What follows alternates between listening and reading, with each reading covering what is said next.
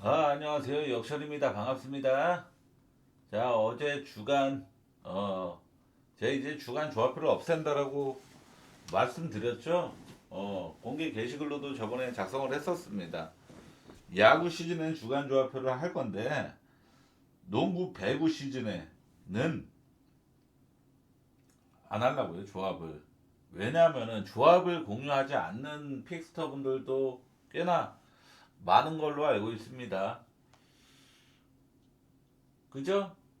왜냐면은 주간은 조합 배당 만들어 조합 짜기도 너무 헬이고, 그리고 제가 사실 배구라는 종목을 자신도 없고 잘하지도 못하고 그러고 그거 합니다. 좋아하지도 않아요. 그래서 이 배구는 솔직히 분석하는 방법도 모르겠습니다. 그냥 경기 보면서 리시브 좋은 팀이, 그날 리시브 컨디션 좋은 팀이 이기는 것 같아요. 저도 배구를 보는 걸 별로 좋아하지 않아서. 어찌됐건 어제 주간 픽리스트로, 조합이 아니라 픽리스트로 4경기를 권장을 드렸습니다. 그 중에 3경기가 들어왔어요. 그죠? 자, 두 폴더 두 조합을 가는데 4개 중에 3개 맞으면 무조건 적중입니다. 앞으로 주간 픽리스트는 무조건 4개 중에 3개 이상 적중하면은 공개 게시글로 올릴 겁니다. 2개 이하는 안 올릴 거예요. 자, 오늘 느바는 적중을 했습니다. 이게 참 할 말이 많은 게, 오늘 제가 조합표에 이렇게 써서 공지사항을 딱 이대로 써서 발송을 했었습니다. 1등 피닉스 마엔, 2등 애틀 마엔, 3등 브루클린 언더, 1, 2, 3등 그냥 깔끔하게 다 똥줄 없이. 애틀 마엔은 맞아요. 백도 좀 똥줄이 있었고, 브루클린은 연장 가더라도 이거 언더야 라는 생각으로 저는 콧방귀도 안 꼈고, 야, 보스턴 마인이랑 요 밑에 적혀 있어. 보스턴 마인이랑 필라 마인이랑 4등짜리 엄청난 장고 때렸습니다. 장고가 뭔지 모르겠, 고민을 많이 했다라는 거예요. 그죠? 카드 칠 때 장고 때리는 거, 그거를 장고라고 하죠. 왜 그냐면은 필라 마인이 우선 기준점이 좀 더 높았죠. 보스턴 9.5였고 필라는 11.5였고 기준점이 쫄았습니다. 그리고 엔비드가 GTD였잖아요. 근데 저는 엔비드 같은 유리몸은 GTD 떠있으면 어지간하면 결정한다 쪽으로 좀 바닥을 잡아서, 야, 드럼통 믿고 이거 11.5를, 그리고 아시다시피 맥컬럼 결장도 새벽에 뜬 거예요. 그리고 제가 발송할 때는 맥컬럼이 GTD도 안 떠 있었던 상태라서 보스턴 마인을 골랐는데, 제가 어제 영상에서 말씀드렸죠. 보스턴 마인 안 들어오면은 덴버 경기 요키치 복귀할 때까지 패스하겠다. 이제 덴버 경기 패스합니다. 자, 어찌됐건 정말 한 끗 차이. 이 장고가 조금이라도 현명하게 장고를 때렸으면 올킬이 나오는 거였는데 너무 아쉬웠습니다. 너무 아쉽습니다. 이게 필라 마인이 됐으면은 깔끔한 올킬로 엄청나게 소리 지르고 있었을 건데. 그죠? 정말 아쉽네요. 자, 오늘 영상빛 정말 훌륭했습니다. 샬럿 경기 언더만, 필라 경기 필라 마인만, 보스턴 경기 보스턴 마인메인으로 서브는 언더만 들어왔고, 애틀 경기 애틀 마인만, 브루클린 경기 언더만 개꿀딱 졌죠. 뉴욕 경기 언더만. 야, 이것도 언더, 전반에 107점밖에 안 났으니까 언더다 이러고 있었는데, 야, 3쿼터 70점이 찍히네요 또. 이런 한 쿼터 해고바 나서 오바 뜨는 게 제일 언더 갔을 때 두려운 건데 그걸 당했습니다. 피닉스 경기 피닉스 마이메인으로 서브는 언더도 제가 부가적인 설명을 했었죠. 피닉스 경기가 최근에 엄청난 페이스를 뚝 떨구고 언더 제조기다 이런 모습 말까지 했었어요. 언더도 아주 푸근하게 들어왔고, 오클 경기는 오바인데 오바 소액으로만 본다 그랬죠. 근데 연장 가서 오바 떴습니다. 소액으로만 봤던 이유가 좀 증명이 된 거였고, 세난 경기 메인으로 언더 서브는 세난승이 이 정도로 배당이 낮을 거라고 예상을 못했는데, 어찌됐건 메인으로 언더가 좀 중요한 거죠. 언더 200점도 안 난 핵언더였죠. 완전 푸근한 경기. 골스 경기 오바 맞았습니다. 같이 제가 10만원 이상 깔 테니까 같이 배팅하고 보시죠. 10만원 배팅하신 거 들어왔어요. 그쵸? 자, 어제 영상비 10승 2패 찍었습니다. 승률 8할 이상. 자, 저번 영상도 7할 이상, 이번 영상도 8할 이상.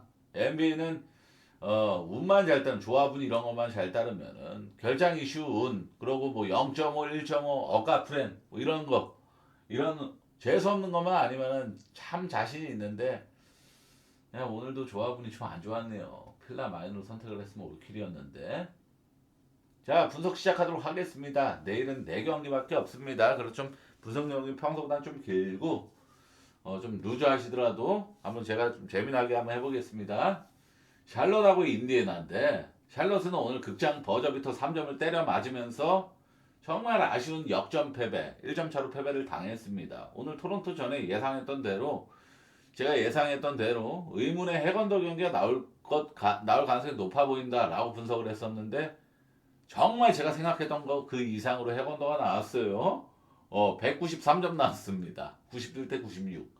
샬럿의 팀 야투가 30%대를 기록했을 정도로 엄청나게 수비 에너지가 끈끈한 경기가 제 예상대로 나왔단 말이죠. 그러니까 3점을 37% 찍었는데 팀 야투가 39%면은 2점 슛 성률이 거의 정말 아예 안 들어가는 수준의 성률을 기록을 했다라는 거죠. 라멜로 볼, 크뉴펠이 효율이 되게 나빴습니다. 그리고 오늘 브랜드 밀러가 돌발 결장을 했었어요. 샬럿에서. 브랜드 밀러, 크뉴펠, 라멜로 볼, 이 세 명이 빅3인데 뭐 팀 내 최다 득점자가 지금 마일즈 브리지스라서 뭐 솔직히 좀 얘네를 빅3라고 표현하기는 좀 그렇긴 한데 어찌됐건 샬럿에서 굉장히 비중이 높은 브랜던 밀러가 돌발 결정을 했었죠. 정확히 로또와이어에서는 이 브랜든 밀러에 대해서 어떻게 좀 소식들을 적었냐면은 백투백이라서 한 경기 관리를 염두에 둔 것일 수도 있다라고 적어놨습니다. 그리고 경기 시작 1시간 전에 정말 갑자기 돌발 결정을 했던 거라서 브랜든 밀러는 이번 인디애나 전에는 출전 가능성이 좀 높게 봐야 됩니다. 한 6할 이상 정도는 봐야 될 것 같아요. 그러고 최근 샬럿이 백투백 두 번째 경기에서 관리를 딱히 하는 모습을 보여주질 않거든요. 라멜로 볼, 브랜든 밀러, 크뉴펠, 마일즈 브리지스, 섹스턴 이런 애들도 다 출전을 정상적으로 하고 있는 상황입니다.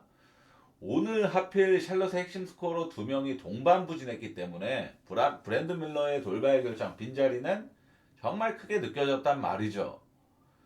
인디애나 오비토핀 메서리니가 여전히 결장. 메서리니가 사실 지금 인디애나에서 2옵션이란 말이죠. 득점을 두 번째로 잘해주는 선수라고 봐야 됩니다. 시약함 다음으로. 근데 메서린이 결정하는 것도 좀 크고, 그러고 좀 중요한 점은 주전센터로 시즌 개막부터 주전센터로 나오다가 부상으로 나가려 했을 때 아이제 잭슨이 좀 GTD로 격상을 했다라는 점, 이 정도인데, 근데 아이제 잭슨이 제가 올 시즌에 경기에 뛰는 걸 봤잖아요. 사실 경쟁력이 높은 센터 빅맨은 절대 아닙니다. 그래서 얘가 솔직히 복귀를 하더라도 픽이 변동하거나 아차 싶거나 이런 정도의 수준은 아닌 것 같아요. 그러고 샬럿이 직전 경기 1월 6일 경기에서 디아바테가 복귀를 냈죠. 복귀를 하고 두 경기를 치러서 두 경기 동안 다 정상적으로 30분 이상 출전 시간을 기록을 했고 두 경기 모두 11리바 이상을 기록하면서 왜 조현일 해설위원이 디아바테의 리바운드 능력은 정말 좋은 선수다라고 극찬을 했는지 좀 보여줬고 이런 모습을 보여주고 있는데 근데 결국엔 이 경기는 인디애나가 올 시즌의 원정 승률 몇 퍼센트인 줄 아십니까? 6%, 6%. 10%도 아니고 6%입니다. 인디애나는 직전 클리블랜드에 대역전패를 당했죠. 근데 지금 인디애나가 좀 무서운 거는 지금 3경기 연속 3점 성공률 40% 이상을 기록을 했다라는 거예요. 이거는 사실 3점 슛 흐름 자체는 굉장히 불꽃 핸드입니다. 40% 이상은 정말 잘 들어가고 있는 거예요. 근데 그럼에도 얘네가 다 져요. 지금 신기하게. 왜 그냐면은 지금 인디애나가 최근에 이 3점 성률 최근 3경기 기준으로 리그 2등, 평균 득점도 7등입니다. 이 정도면은 한 번쯤은 이길 법도 한데 다 지는 이유가 뭐냐면은 안 좋은 승리하기 위해서는 기록하지 않아야 될 지표들 있죠. 턴오버라든지 뭐 리바운드 열세라든지 이런 게 다 밑바닥권이기 때문입니다.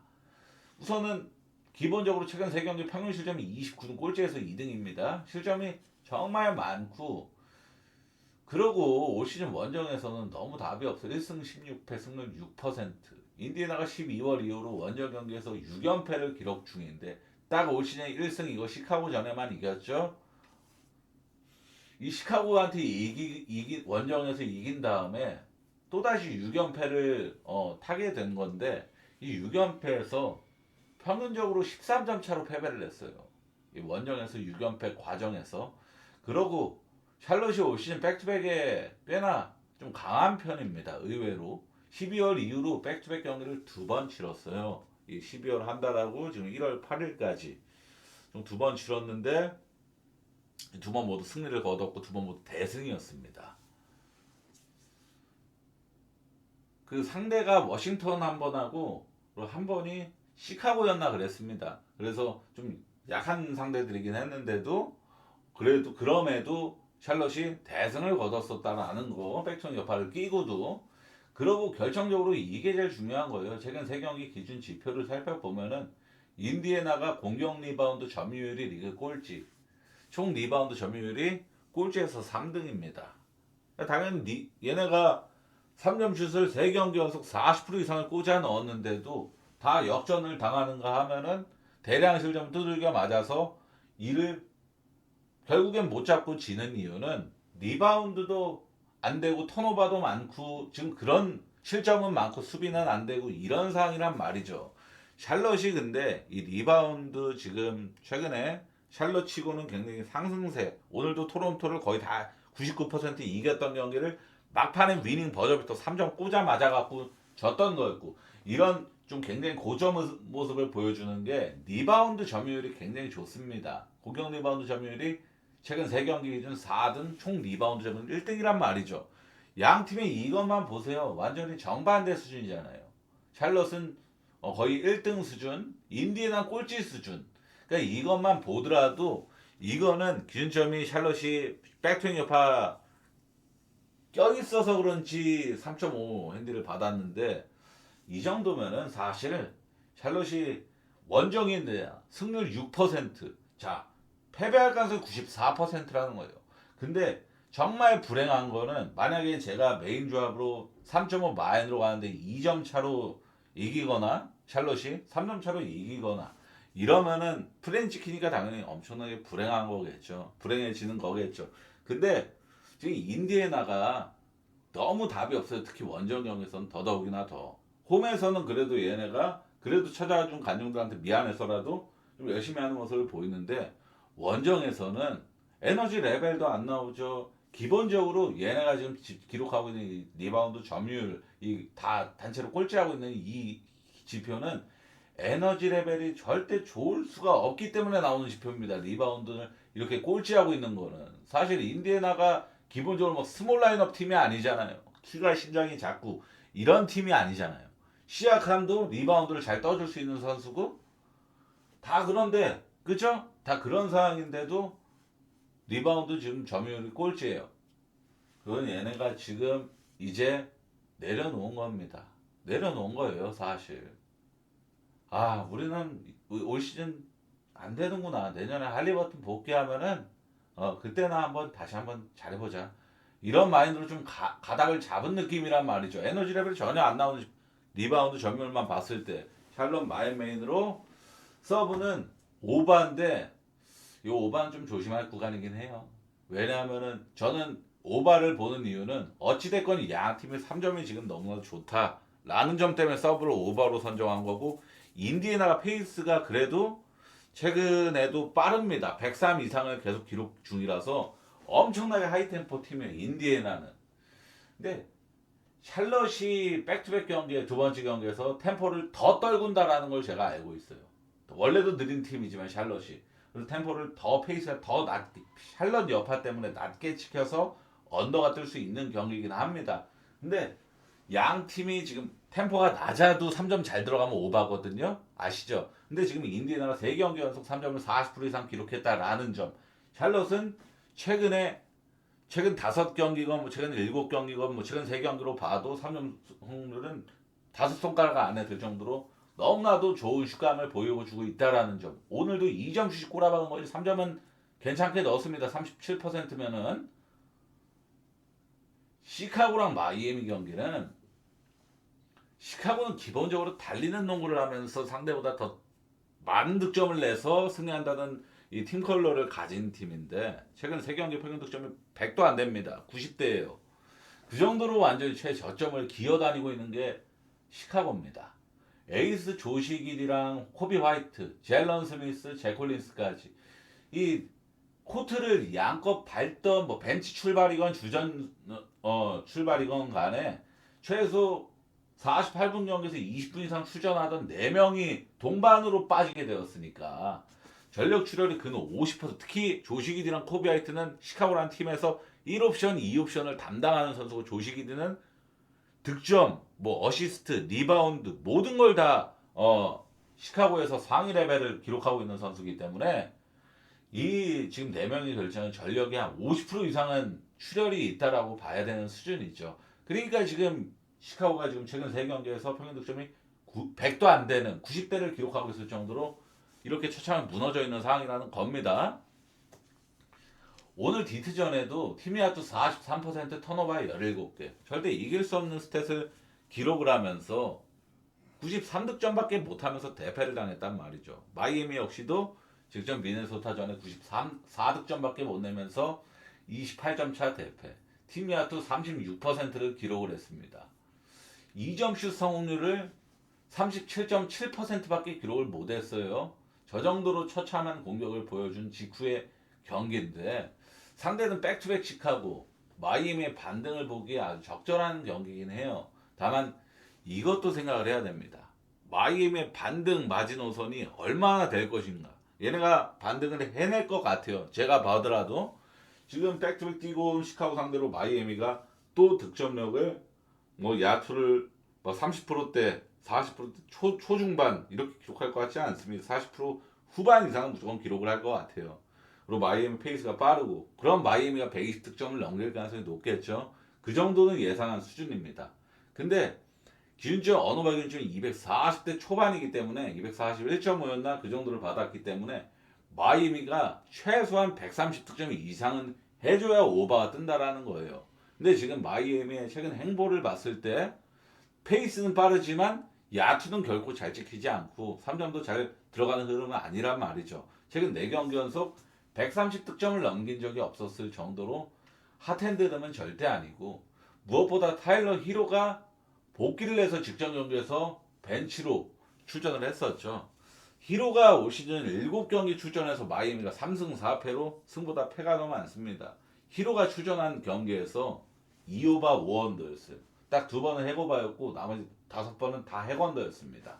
한 가지 또 재밌는 거는 히로가 출전한 마이애미의 원정 경기에서는 전패를 기록 중이란 말이죠. 그죠? 마이애미 원정 경기입니다. 제가 갑자기 생각이 안 나서 본 거예요. 마이애미 히로가 출전을 했던 경기가 올 시즌 7경기밖에 안 되는데 그 7경기 중에 원정 경기는 평균 득점 103.3밖에 안 됐고 5런더였습니다. 살펴봤듯이 시카고가 지금 3경기에서 평균 득점 100도 안 된다는 점. 그리고 마이애미가 특히 히로가 출전하는 마이애미는 득점력이 확연히 떨어지는 지표를 명확하게 보인다라는 점. 그리고 최근 마이애미 득점력이 잘 나오는 흐름은 결코 아니라는 점.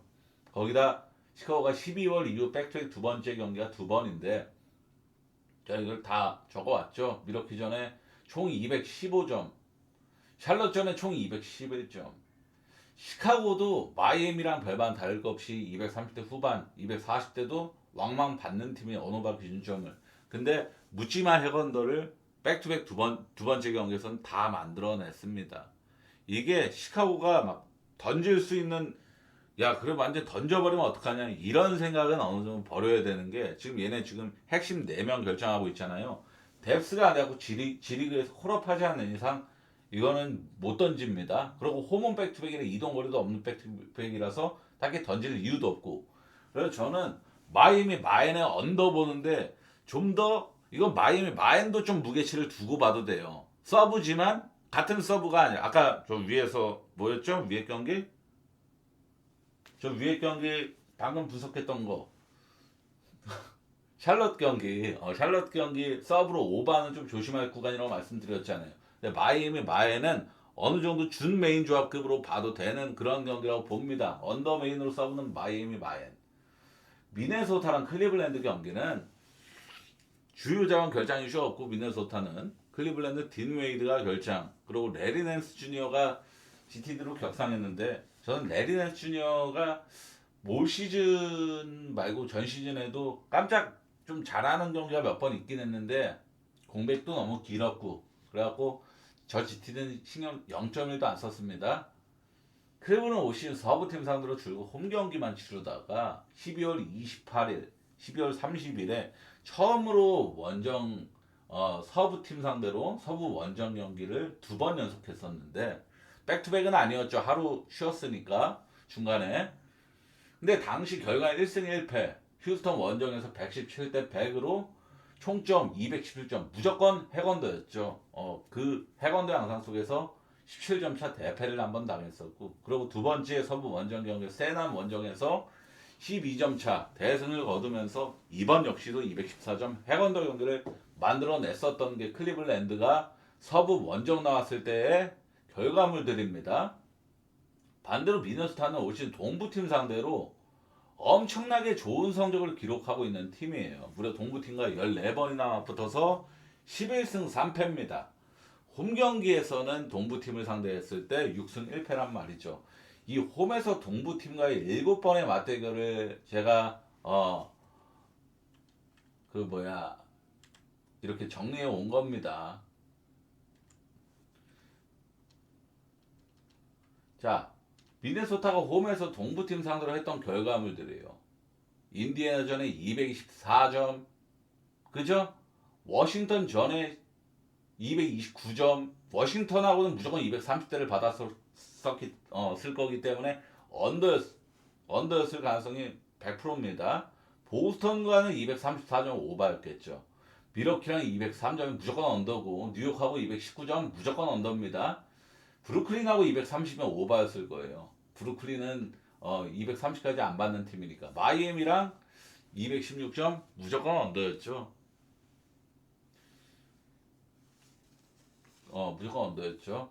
최다 점수가 234점. 오늘 경기의 언어박 기준점이 239점으로 해외에서 오픈되었기 때문에 이 언저리를 받을 거거든요. 미네소타가 직접 마이애미 전에 엄청난 수비력을 과시하면서 상대팀 팀야투를 마이애미 팀야투를 30%대로 묶어버렸고 그리고 클블이 12월 이후로 원정에서 4승 3패인데 이 4승을 거둔 팀들이 인디애나, 워싱턴, 샌안토니오, 인디애나 이렇게 딱 4승이었단 말이죠. 자, 인디애나한테 2번 이긴 거, 워싱턴한테 1번 이긴 거, 이 3승은 전혀 막 진짜 승리로 쳐주면 안 돼요. 그냥 당연히 이겼어야 되는 팀들이 이긴 겁니다.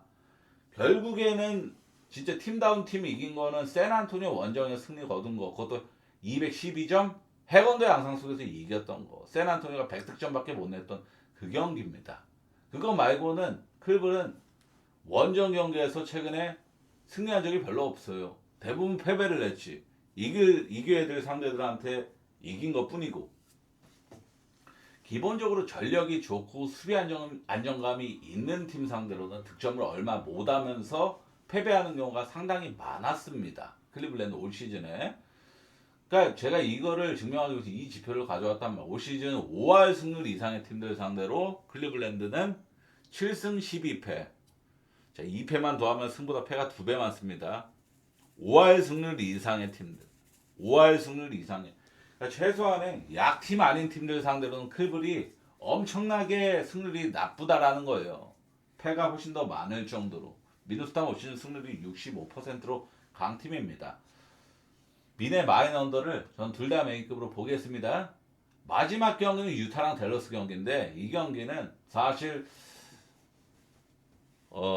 그냥 분석하는 경기고 이 경기는 좋게 볼 수는 없는 경기입니다. 왜냐하면 유타 저 좀 젊은 감독도 전 시즌부터 어차피 유타가 승리에 집착하는 팀은 아니라서 돌발 결장이 꽤나 자주 발생시키는 감독입니다.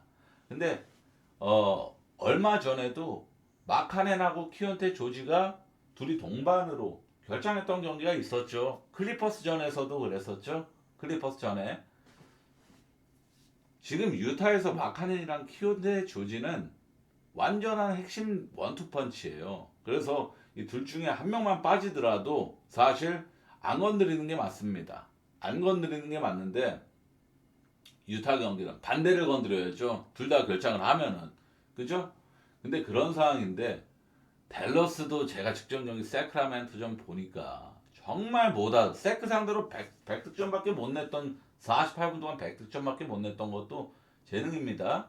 그 정도로 댈러스도 기대치가 낮아요. 정말로 못하고 유타가 되려 더 잘한. 저 원래 만약에 유타가 백투니어파 안 깔려줬으면 8.5 기준점 받았다? 무조건 유타 프렌 받죠. 근데 유타 프렌을 지금 유타 프렌 보겠습니다 라고 얘기하면 위험보다는 크다라는 거예요. 결론적으로.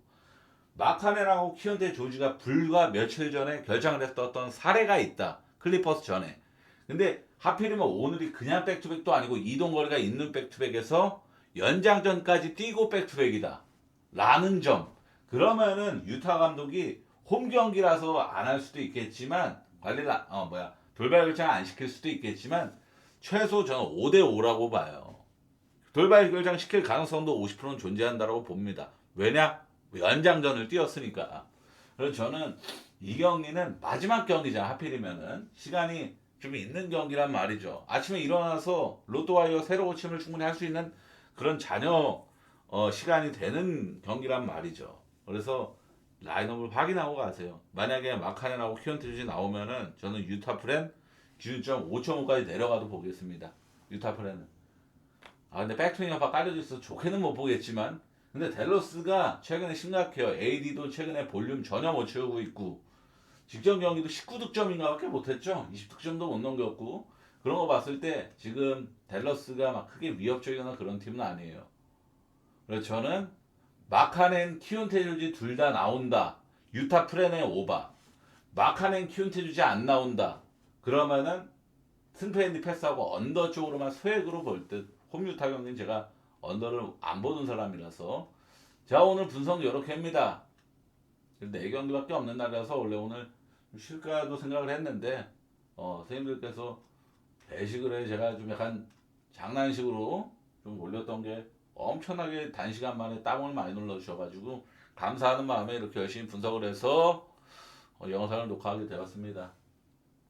최근에 이렇게 영상 픽이 잘 나오고 있어가지고 저도 기분이 좋은데 한번 좀 멘탈 부서지는 일 없이 좀 안전하게 조합표도 잘 맞고 영상 픽도 잘 맞고 해서 좀 올해 좀 롱런 좀 했으면 좋겠어요. 하늘에게 부탁 좀 드립니다. 자, 선생님들 시청 정말 감사합니다. 감사합니다.